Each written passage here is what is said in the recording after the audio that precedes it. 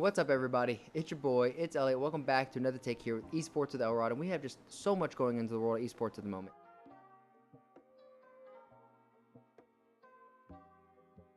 Go ahead and start off in Halo. Halo Infinite has had these big leaks that have been coming out, and these screen grabs kind of look like options from a Forge mode, but we know that this company called Certain Affinity, which has worked very hand in hand with 343 with the development of prior Halos, is working on a big game mode that is supposed to be for the more casual experience and more casual players who are in the world of Apex, PUBG, Fortnite, even Warzone. And if that doesn't scream that this company, Certain Affinity, is making a battle royale, I don't know what does. But with these screen grabs, it doesn't look like just a battle royale is coming. It looks like we're going to have this outer space, Star Wars Battlefront-esque ship-to-ship fight where you can fly around in a Pelican, a Banshee, the Wasps, so many different ships, or, you know, in the world of Halo, so many options where you can have ship-to-ship fights, and maybe as you're protecting one of your ships, you have to attack the other enemy's ship. And I know one thing that I've seen a lot of content creators talk about is this PvP VE element to it. Imagine a battle royale where you're all dropping in from a drop pod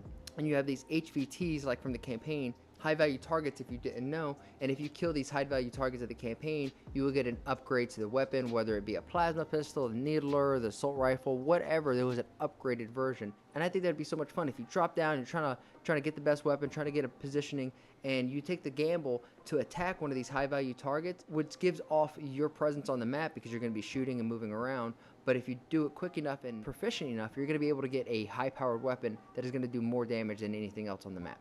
I think that would be an excellent move for a Halo Battle Royale.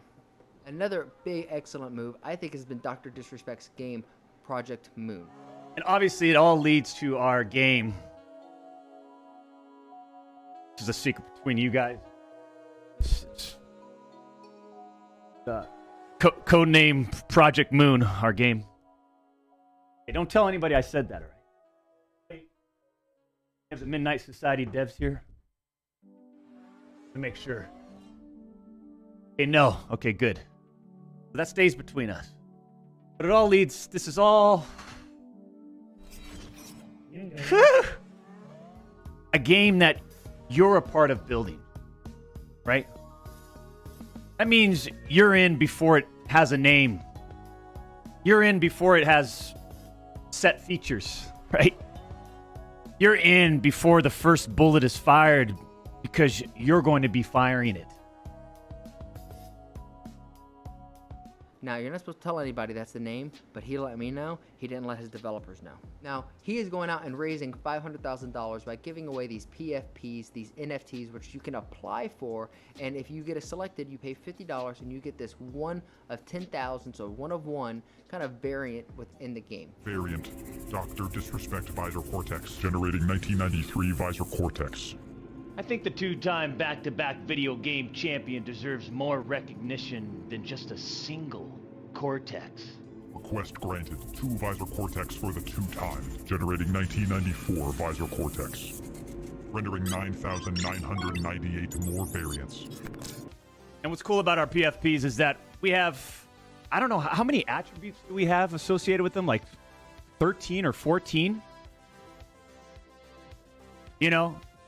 Like the background, the weather, the type of weather, the left shoulder, aka the steel rail, right? The hairstyle, aka I think we've classified this as the steel skullet. If I get approved for, now these are for PFPs will only be for those that get approved for a founder's pass. Remember, 10,000 only. I mean, we're going to get hundreds of millions around the world from people from India and then all the way from Canada to Portugal and Germany. I mean, it's going to be, but we've got a very cool application process.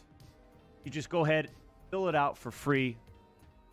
Get your free Claw Day Zero patch. And Really don't know exactly what the variant is. In my eyes, it's going to be a one-of-one skin that when you're interacting in the game, other players who were a part of this can look over and be like, oh snap, there's the 1993, 1994 skin. He's the only one in the game that can have that. It's the only way. But not only that, you get early access to the development of the game, testing of the weapons. If the weapons need balancing, they'll call on you. one of the PFP holders, to come in and help develop the game. I think this is just a revolutionary idea for a studio to come in and develop the game, because it's personally getting the community to help develop the game. That way when it's released, you really can't bitch about it because you were the one to help with it. If you go ahead, you go to Midnight Society right now, you can fill out an application and you're going to get a free badge, this claw badge, for this day 0 application. It's completely free. You have until next Tuesday to fill it out. Personally, I am super excited for this. I understand that NFTs are just kind of a taboo word right now, and a lot of people see that and they think, you know, like scam coins and all the other, you know, true stuff that has happened on YouTube and online with big creators taking advantage of their communities. But I don't think this is it. Truthfully, if we're going to think about something and you could take, you know, peel back the onion with me, I think the cryptocurrency like the Bitcoin, Ethereum, Solana, Cardano will overtake the dollar, will overtake the ruble, will overtake the yen, because they're not geographically bound. If we take a dollar and I stand in Atlanta, Georgia, where I'm at, and then I go to Portugal, or if I go to Ukraine, or if I go to Japan, the value of that dollar is going to be completely different no matter where I'm at. But if I take a Bitcoin and I stand in Atlanta, Spain, France, Germany, wherever, that value remains the same. And an NFT basically, in my eyes, is kind of coming out like a stock. You're buying something because you believe in this product, this service, this person, and you believe that if you put money into this stock, this NFT, that it will grow in value. So when you think of NFT, don't think of just $1 million gift. Think about it as a virtual stock. So in that case, you're buying stock into Midnight Society, you're buying stock into Dr. Disrespect. And I think that is a pretty good investment. One thing that I don't think is a good investment is cheating in a video game. Earlier in this week, I talked about FeuFPS. He's the #1 kill leader in Apex, and he has officially been banned.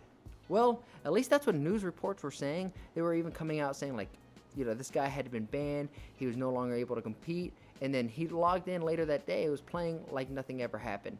And he competes in the ALGS, which is the Pro League of Apex.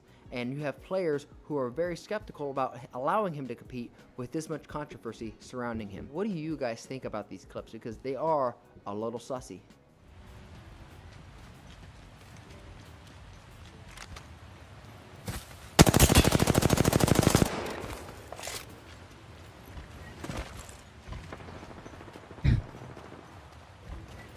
Gibraltar de shield quebrado. Vamos acompanhar aqui o Chase.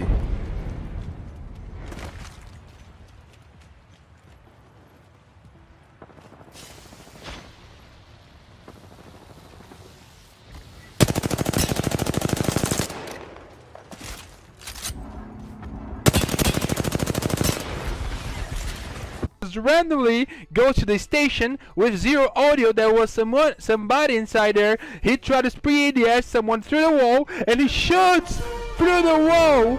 And you can say it was an accident, all right? But the confirmation comes there was a Gibby right there. And what's not sussy, and is just downright disrespectful, is the state of Warzone and Call of Duty at the moment. Whether it be Vanguard or Warzone, the game just seems broken.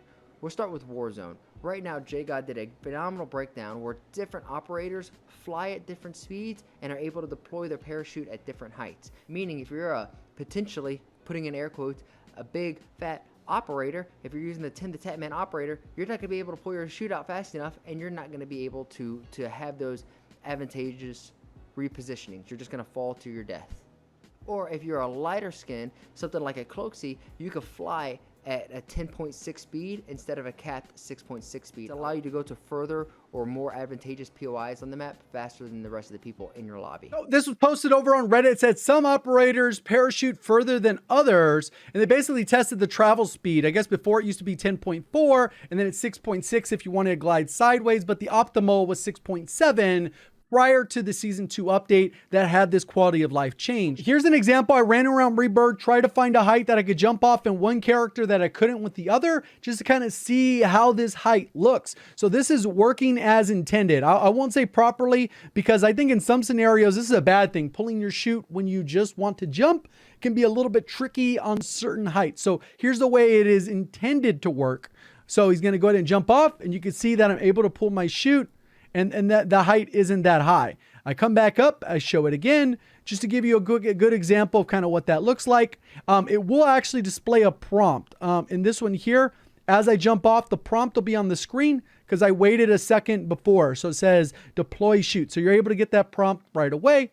And then this is not working properly. So we're going to go ahead and jump off. No prompt is given. We did this 3 times and no prompt was given. I was never able to replicate it. You saw the other one, I did it at 3 out of 3. So it's not like I forgot how to do it just by changing my operator. And then in Vanguard, there's a new glitch that comes out. Is that if you use a glide bomber, when you're using the glide bomber, it shows the overview POV where it has the players highlighted in red circles. There's a glitch where those red circles stay, and as you're playing just casually, you could see people through walls.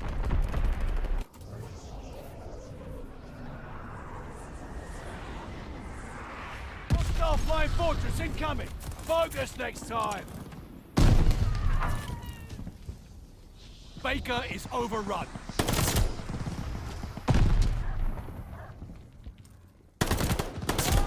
Capturing Baker. And honestly, this is a better wall hack than what the people pay for to cheat online. This is a better freaking wall hack than the wall hackers have. It is just, what a time to try to be a gamer. And fortunately for me, I'm trying to be a content creator speaking on all of this stuff, all of the things within gaming that I love because I'm a big FPS player. I guess it's good for me, but bad for the people who are just trying to enjoy the video games. If you like this kind of video where I'm talking about, things that are going on in Apex, in Warzone, and in Halo, please leave me a like. Let me know down below. Is there anything that I missed on that's going on in the community? If so, don't be afraid to reach out to me via my Instagram or my Twitter. Those are where I'm most active at. And send me an article, send me a picture, send me something, and I will for sure cover it in the next videos. But with that said, please leave a like. It helps out more than you know. It'll help feed me to the algorithm gods because this channel deserves to be at least the top 5, if not top 10. And the only way we could do that is by growing this community together. So it's not just me, it's with you guys. So please hit that subscribe button, turn notification on, and let's just stay in the loop. And at the end of the day, let's move better, let's feel better, let's just be the best people that we can be. Peace.